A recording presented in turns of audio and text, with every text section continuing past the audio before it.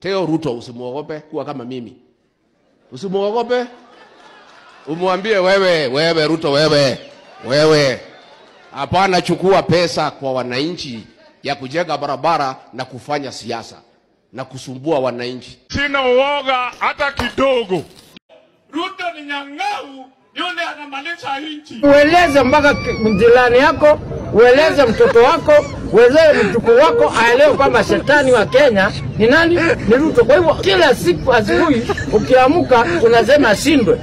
Yesu! What do you say? Kabla ya Disemba mwaka huu, vijana 10,000 wapange mpango waende mbinguni. Mimi si wazimu. I know what I'm saying. Mimi si wangu.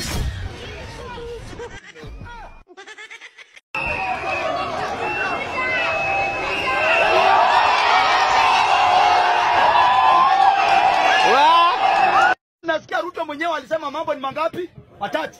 Wame Kenya, uende jela ama uende mbinguni.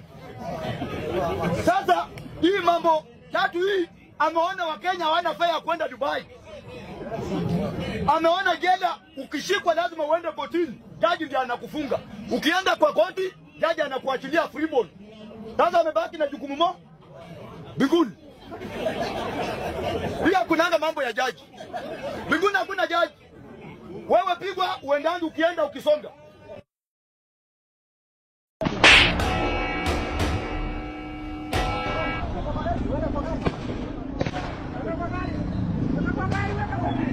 Hello.